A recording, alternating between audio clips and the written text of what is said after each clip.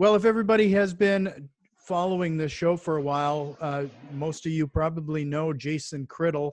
Jason and I had a really great conversation not too long ago regarding his company, Smartr Holdings. And if you want more information regarding Jason, I like to give people your contact information right up front, Jason, because and pepper it through the episode, because just throwing it at the end doesn't cut it anymore. We need to make sure people can find you.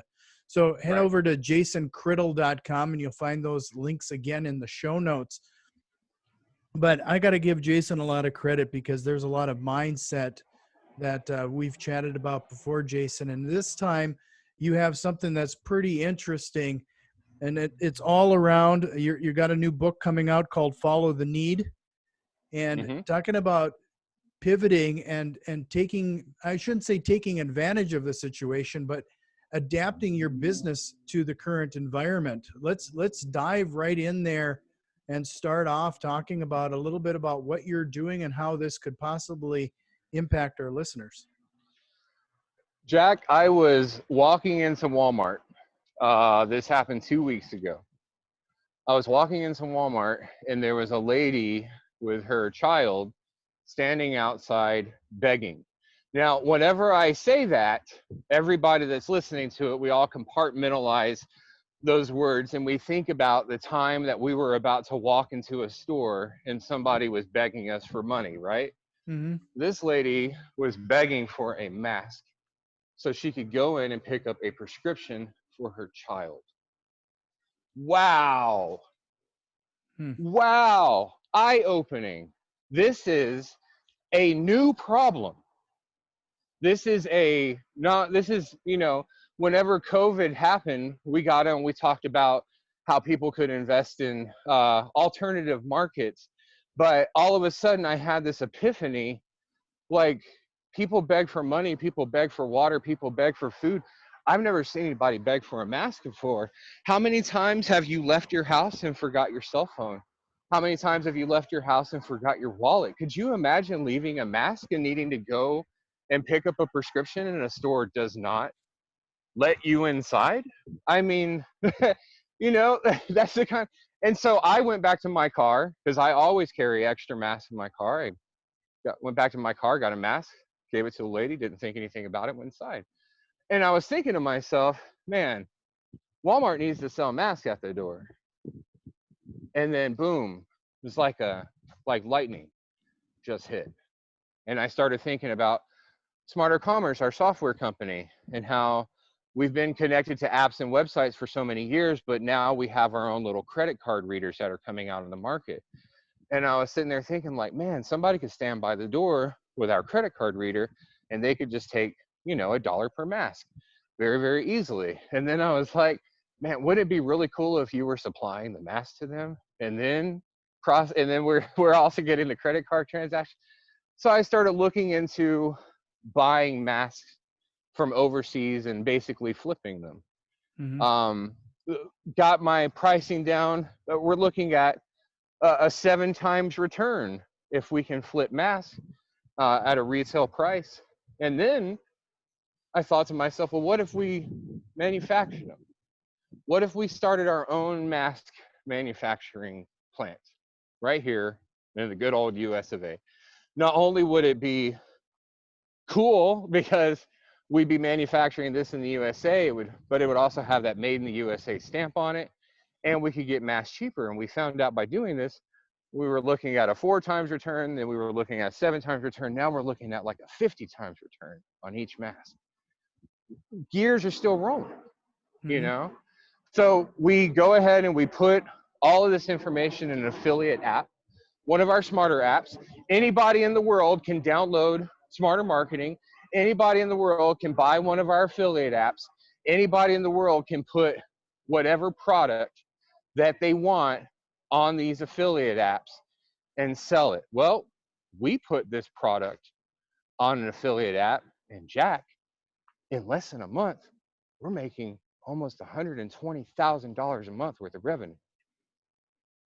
What? All because of the software. And so whenever we were talking about pivot, I thought of it. I was like, is this a pivot? Or is this a case study into what our software is really capable of? Because we have people out there using smarter commerce, we have people out there using smarter marketing and Smartrify, but we were like, why don't we have these 3 software products that we sell, and tell people that they need to use. Let's build a company out of these 3 products and see what we can do with it. And all of a sudden, we have $1 million company in less than 30 days.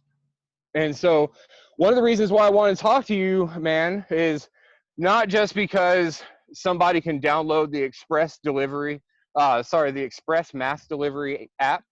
Whenever they download the Express Mass Delivery app, you're going to put in the referral code Jack. That is going to give you access to some promos and bonuses and stuff that you wouldn't normally get access to, because Jack Haas is the man. And but not only do we have these masks and thermal imaging safety equipment and everything, but we are also selling vending machines, mask and hand sanitizer vending machines that run with Smartr Commerce. And that's where you came in, Jack, because you have a whole bunch of real estate investors listening to this show. And last time we talked about them investing in software and software companies. We're still a software company. We're still very much a software company. But now, since we got into manufacturing, and now since we're doing this as a need for the US, it can be huge. It can be huge for anybody who wants to get involved as just an affiliate. It can be huge for anybody who signs up for the app and wants to sell a vending machine, or we have partner programs inside the app. And I'll let you talk after I finish this last thought. Mm-hmm. I just had a meeting with a guy that's coming on as a VP in one of our companies, and we were talking about Express Mass Delivery. And I was telling him how I came across a company just a couple of days ago that has a little bit of this thermal imaging equipment that we're going to be selling, and they're selling it for basically 10 to 15 times the price that it should be being sold for. And I was just telling Rodney, they're doing it because they're trying to make money. They're not doing it because they're trying to build a business. They're not doing it because they're actually trying to help people. You know what I mean? They see this as an opportunity to make as much money as they can. The reason why we have lower margins, the reason why we're not charging 10 or 20 times, the reason why we're trying to get masks to people's doors cheaper than they can get at Walmart or Sam's or anything like that, is because we're actually trying to help. And so whenever you are doing that pivot, it doesn't matter what that pivot is for or what that new direction is that you're going to, just make sure you're doing it for the right reasons, the right causes, having the right value behind it. I saw a lady begging for a mask and I came up with a solution. What I did not see is a whole bunch of people that are begging and clawing at masks, and I started charging them 10 or 20 or 50 times what they needed to be charged just to make a dime at that. So that's very important, you know, in the whole pivot conversation.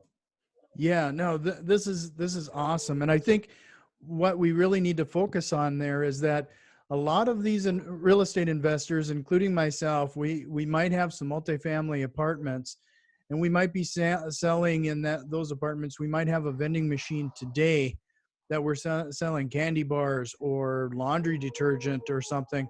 So what you're actually bringing to the table is an opportunity for them to make a little extra, because right now we're trying as landlords, every penny counts, because we have people that we're trying to support right now because they're not making their rent payments, or they're not. Right.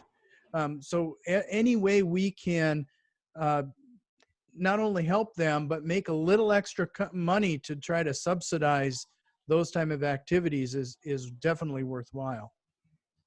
Yes, you know, and I was telling you before we started recording, my apartment complex that I live in right now is actually one of our first customers. Not only did they purchase a few vending machines from us, but we need to remember that all Smartr software has our proprietary affiliate program in it. So basically, Jack, anybody can go to the App Store and they can download Express Mass Delivery. It's the app for iOS or Android. They'll download Express Mass Delivery, and then they're going to put in the referral code Jack. Once they get inside, it's going to prompt them. They're going to put in the referral code Jack. Well, at that point, they have their own referral code. It's going to be a few digits. They can edit it right there in the app, and they can call it Jill. Well, our apartment complex sent one email with a graphic with their referral code on it. Okay? You're with me so far? Yep. They downloaded our app. They registered, got their own custom referral code. They sent an email to their tenants telling them about Express Mass Delivery. Within 48 hours, they had 108 sales that have turned into a little over $800 a month for the apartment complex. $800 per month in 48 hours. That's not a significant amount of money, but that $800 a month could be exactly the amount of money that some landlord listening to this needs right now. Mm-hmm. No, depending on the type of property you own, that could be an equivalent to an extra rental unit or maybe even two. Right. Now imagine what's going to happen whenever 2 months goes by, 3 months goes by, whenever this apartment complex is not only sending emails on a regular basis, reminding people about the app, but they're also underneath a management company that has probably hundreds of apartment complexes around the United States. So once we take this case study per se, we take it to the apartment management company, and then they have all of their other properties start, well, depending on how many properties they have, the math is, it's just fun to think about. Mm-hmm. So, you know, one of the neat things is actually you're now selling those vending machines that Mm-hmm. I think, well, you know, you and I have talked quite a bit about your platform and the amount of work and mindset that had to have been associated with this, but it's miraculous how quickly you were able to follow the need in this situation and get this up and running. I mean, it was a relatively short amount of time. Less than a week, but it is only because we have our software. Right. And that's one of the things that I've always tried to, I guess, sell to people, try to really make them understand when they're investing in our software, is you can put whatever products or services that you want on here and put in very little effort to create your own sales team. And that's the power of the software. It's like, as business owners, we go out there and we do everything on our own. But anytime we can compound our time, then all of a sudden we're going to, you know, of course, be able to make more money. And so within a very short amount of time, from the time we built, the very first thing that we built was the logo, the graphics to tell everybody what we're doing. We sent that out to investors. We got attention. The next thing that we did is we sent out, we built our website. We sent that out to our mailing list. That started orders. And then we came out with our app. The app just launched like 3 or 4 days ago. And so, what's today? Friday. It launched last Friday. So it launched about a week ago, 6 or 7 days. And so all of these things were able to happen so quickly just because we had access to the software. Mm-hmm. And one of the things that I talked about on your show last time we were here is anybody that invests in our software automatically becomes a partner for our company, and they have access to all this software for free. So, you know, even if it's not masks or vending machines, if somebody's listening to this and they have that product or service that they've been thinking about getting out there and selling, they really should look at this as a testament to what our software is capable of. Mm-hmm. Yeah, well, and you mentioned early on too that what's also really interesting is that your platform not only has been feeding cell phones and tablets and whatever. Now you're dealing with vending machines. I mean, that alone is the power and flexibility of your platform. Yes, yes. Whenever we first started Smartr, it was really just us going into businesses and trying to get them to buy a credit card swiper from another company. Mm-hmm.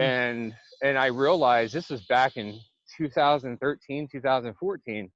I realized, man, it's very difficult to get people to buy these credit card swipers because everybody else is out there doing it. I believe Square had just come out as this $10 option. And so I was like, we're not going to make any money by trying to sell this stuff. We need to get this stuff hooked up to apps and websites. And so that was the very first thing we did is we turned our software into an API that somebody could hook up to a website to process a transaction. And then we started building our own proprietary software, front-end platforms that had our merchant engine in the background. And now we're in vending machines. And the reason why that's so cool is because and you're a software guy, so we had to build a complete SDK catalog for our apps, Mm-hmm. which means now we can be in stores. Mm-hmm. Now we can be in gas stations. So we went from websites to apps, and then because of this change that's happened in the last couple of weeks, we are now in the physical world. That's huge, huge. Mm-hmm. Yeah, this is just quite the event here, and I mean, talking about following that need. I mean, it really is a testament to your mindset and following. I mean, it's always cool to see one little thing. Well, in the grand scheme of things, one thing that triggers this type of idea, and I think what is a testament to you, Jason, is the fact that you didn't just think about it and let this opportunity pass you by. You actually took some action, did some research, and ran with it. And that's a mindset that's hard to come by. That's the part that everybody misses, Jack. That right there is the part that everybody misses. I get people message me on LinkedIn, email, people tell me that they read a book, they heard me on Jack Haas's show. I mean, I get people get in touch with me all the time that have some really, really super awesome idea for some kind of company. Well, the idea doesn't matter. What matters is how you execute on that idea. I have seen a person take 8 years to sell socks. I have seen people take 5 years to write books. I have seen people talk about companies, ideas, different inventions, different websites, apps. They talk and they talk and they talk and they talk and they talk, and nothing ever happens. In the last couple of weeks since this happened, I have written a 26,000 page book. I have sourced all of my materials. I have started the production of a manufacturing plant here in the United States. Oh my gosh. But it's because of action, right? Mm-hmm. And whenever I started this path a few weeks ago, I wasn't a professional in manufacturing. I had no idea what I was doing, but what I did is I saw a need. I took what I had available to me at the time and I started rolling with it. Now somebody's going to be like, well, he's lucky because he had a software company. Well, what they didn't see is the last 5 years of, fighting homelessness and starving and struggling and going through all of this in Mm-hmm. order to build up this company. They might see the success, but what they don't see is what they're afraid of seeing, which is the work that goes into it. Mm-hmm. Somebody asked me on Quora the other day, give me 5 steps to building a successful brand. I said, step 1, keep working. Step 2, keep working. Step 3, keep working. Step 4, keep working. Step 5, keep working. Because every entrepreneur gets really motivated about some new idea. Well, reality is not motivating. The real world is not motivating. The things that we have to go through from the time we wake up in the morning to the time we go to bed at night are more than likely boring, and we don't want to go through them. That's when the work needs to be put in. Mm-hmm. How are you spending your time? Are you getting off work and going home and propping up your feet and drinking a beer? Or are you working on this thing, working as smart and as fast as you can, figuring out what doesn't work, figuring out what does work, and taking what does work and moving with it, moving forward with it. Though, only reason why I was able to come up with the content and the product descriptions and the fine print and the terms and conditions, all these are very real things. But the only reason why I was able to come up with it so fast is because I do it all the time. Mm-hmm. I don't talk to people about doing it. I just do it. Yeah. No, that's just awesome. You know, I can't emphasize that piece of the business enough. You know, any business that you get in, it's that persistent, consistent behavior associated with taking action. You know, you have to take that action and not stop. A lot of people. And then what I also want to focus on for a minute, Jason, is that I bet you took a minute, jotted some thoughts down, created your target, and then took that action that was going to pay off quickly. A lot of people get distracted by spending too much time focusing on a logo design and not what's going to actually get the business going. I wrote in a book a couple of years ago about how I watched two friends waste $22,000 on a logo design, a website, and an animated commercial. $22,000 in 6 months, and they never got anywhere.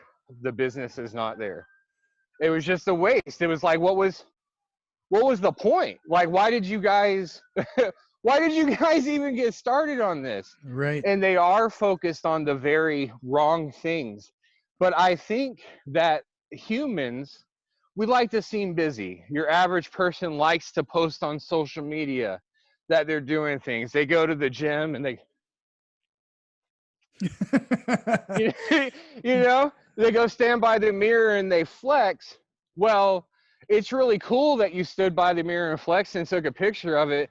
But what I wanted to see was 20 minutes of you busting your ass. Mm-hmm. That's all I care about.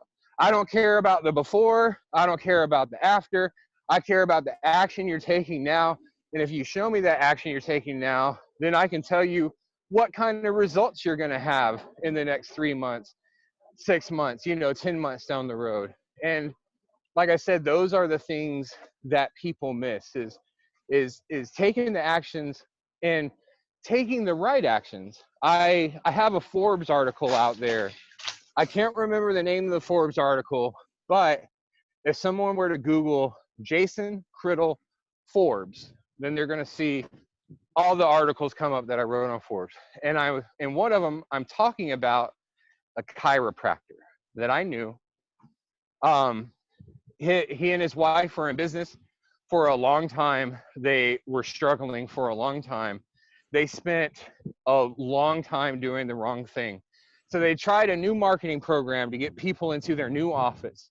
They would get in the car, they would drive to grocery stores, gyms, and apartment complexes, and they would give free massages to people in order to hand them business cards and talk about their business. Seems like a really good idea.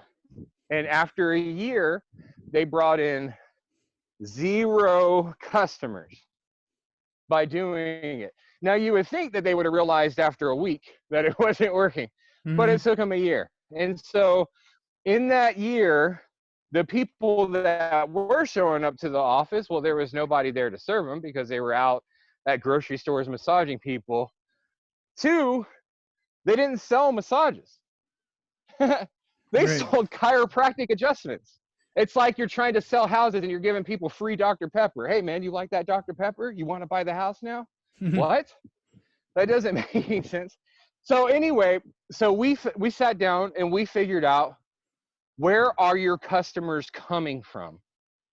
Well, all of their customers were coming from a massage therapist, one massage therapist that was sending her clients to them.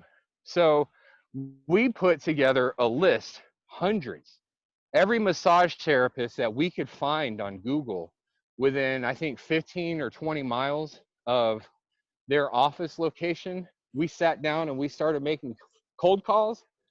Within weeks, they had outbooked their year. They were opening up more offices around the United States. I got to get in touch with that guy. Man, this is like 7 or 8 years ago. I remember whenever he opened up an office out of town somewhere and he moved. And so they spent this year doing the wrong thing. I spoke with them for 10 minutes. And within the next 30 to 60 days, they had more business than they could possibly handle. So it's not just about the work. It's about working on the right thing. You know, especially using a Smartr app. Well, that allows you to scale your sales, because anytime somebody's trying to sell a new product or service, well, if they're one person knocking on doors, then they're only going to get so far. But the faster you can turn that into 10 people or 100 people or 1,000 people, the faster you can make those sales. And so we got to work, we got to take the action right away, but we also have to make sure we are directing it. I almost want to call it focused decisions. You have to make very focused decisions with the end in mind at all time. The end in my mind at all time is, I want to build the biggest, most profitable software company the world has ever seen. That has been the end in my mind since day one, when we had nothing. It's been the end in my mind up until now. And whenever I came up with Express Mass Delivery, I said, Jason, we're going to be the biggest mass manufacturer in the United States. And then I hit myself and I'm like, wait, we're going to be the biggest and most profitable. Because you could be the biggest and broke, right? You know? Yeah. So when you have that end in mind, then you make decisions differently. So one of the mindset things that I think I want to explore just for a minute, Jason, is that you started off trying to source these masks, for example, and everybody would instinctively try to look at, I don't know, a lot of people jump to AliExpress or something. You know, they're trying to import them in a variety of ways, because we have a mindset that doing so is the cheapest way we're going to get it done. But you did that, but you found it better and cheaper to do it right here in the United States. Like, what did that look like?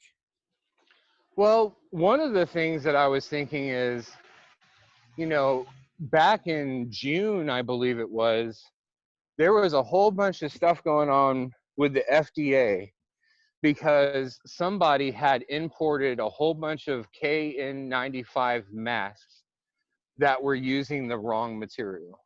And so then the FDA started putting regulations on everything. I have a buddy who's he's a manufacturer, what is a frontline manufacturing engineer, something like that. Anyway, he lives in China, and he's one of the guys that's been giving me a lot of help and a lot of information. And he told me about how when all this stuff happened during COVID, there were about 200 mask manufacturers in China, and now they're down to 20, because their government did a really good job at going in and shutting down all the people that were manufacturing bad crap, which is great. That's awesome. But it still has that thing, that not made in the United States smell to it, that people don't necessarily like, you know? And so all of the masks that people are buying in the stores, whenever people go to Walmart, Sam's, Costco, CVS, anything, they're buying masks that are being made in China, they're being made in India, they're being made somewhere else. They are being purchased by somebody like you described, that's just going on the internet, buying these things and turning around and flipping them to stores. Mm-hmm. They are not being made by Americans that don't have jobs right now. I don't know if y'all remember that 50 million of us got laid off, but don't we need jobs here? You know, don't we need to, aren't we supposed to be bringing manufacturing back here? Well, why are y'all buying masks overseas and bringing them here? We all have the opportunity to do what I'm doing. And so that's where it really started, is if I can control the price, then I can control distribution. I can control how it gets out there.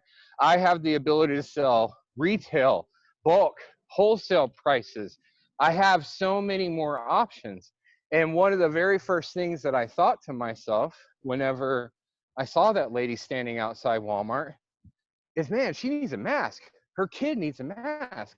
This is really, really simple. And so, you know, since my daughter and I have our kids publishing company, since I have always done everything in my power that I can for kids, for that next generation, teaching that next generation of entrepreneurs, then I decided that for every mask we sell, what's up, brother? I decided that for every mask we sell, we're giving a mask to a kid. We're donating masks to schools. And so every single time we have a bulk amount to give, then we're donating, and we're donating one for one. For every mask that gets purchased from us, we're giving a mask to a kid. There is no way, Jack, that I would have been able to do that sourcing them. And you know what I mean? And buying them. I could have been buying them at wholesale. I could have been buying them as cheap as I want to. But the only way to get that price low enough would be to manufacture here. So over the course of the next year or so, I can very easily see it bringing on 200 to 250 jobs right here in Dallas. As this starts to grow, there's no telling how it can go. But the reason why I decided that we were going to make masks right here in America is because I'm an American. I'm an American. We can. And somewhere along the way, we sold our American dream to other countries. And now, while all these other countries are enjoying the American dream, America is just kind of becoming like the cheap labor of the rest of the world. And that's this thing that I don't want to see happen. I want to see America leading in science and technology, innovation, software, the medical field. Like, we're Americans, man. I'm walking outside my apartment complex. I don't care who inside here hears me go, we're Americans, because they're American. This is what we do. I shouldn't be on your show for doing something like this and it being called significant. We all have the ability to do these things, Jack. All of us do, man. And maybe listening to this will get somebody off their ass to do it. Yeah, I can't. I know you've almost left me speechless, Jason. I don't think we could end this any better way than your sentiment right then, right there. While we were on the podcast, I did download the app. It's on my phone right now. Sweet. I'm ready, and this is always such a pleasure to chat with you. I want to make sure everybody heads over to your Android app store, your Apple app store, download that Express Mask Delivery, use that code Jack to get the promotion there. I want to make sure they head over to Jason Criddle. Criddle is spelled CRIDDLE.com for some more information. Definitely keep an eye out for your new book that's coming out, Follow the Need. Yes. Boy, always a pleasure to chat with you, Jason. I hope we can do it again very soon. And I will definitely make sure to include all of the links. But is there anything else we probably should have talked about? Questions that I didn't ask? Hey, man, we spent all this time talking about the actions that I'm taking. And the last time I talked to you, you were going to be starting a new podcast platform. I think you haven't started it yet, my friend. So why You're don't gonna you put spend? me on the spot. Yeah, I'm gonna put you on the spot because I'm giving you a plug, man. Why don't you take the next 30 seconds or 60 seconds and talk about what that new podcast is gonna be about? Because I'm gonna be on there with you all the time, whether you like it or not. Yeah. Well, no, you're gonna put me on the spot, and it's probably the kick in the butt I'm gonna need. I already have the domain. It's 10k.tv. Primarily going to be a YouTube channel, but podcast as well. And we are going to focus on mindset and talk to some industry leaders across different industries and get a variety of perspectives on some things. And I think everybody got kind of a taste of what that type of show is going to be like with you here today. So I really appreciate that. I appreciate that too, man. I'm gonna be on 10K TV. I want to be the first guest, man. So you absolutely will be. So All right, buddy. I appreciate it. And thank you again. I know you have a meeting to run to, Yep. and I do as well, actually. So I wish we could have chatted a little bit longer, but I think we're going to be talking again very soon. So Yeah, for sure. Everybody download Express Mass Delivery. Whenever you get registered and you get inside, it's going to say enter a referral code. Enter the referral code Jack. That's going to get you access to any kind of bonus or promotion or any kind of specials or anything that we can have. And then from that point, you have your own referral code. You can press a little button in there to edit your referral code. You can make that referral code Jill or Nancy or dog lover or whatever it is. Use our app to go make money. Share your referral code, your special link inside your app. Every app has it. You'll get a short code, a QR code, a referral code. Share that code with everybody that you can. Go through your phone and tell them, hey man, get mass delivered to your door. And you're going to make money from sharing that code. yeah, just make sure you use the referral code Jack before you do anything else. Yeah, they just got to make sure to put in Jack whenever they get registered, man. That's all. So no, I appreciate it, man. And again, I'll make sure all the links are in the show notes. But we'll catch you soon. All right, my brother.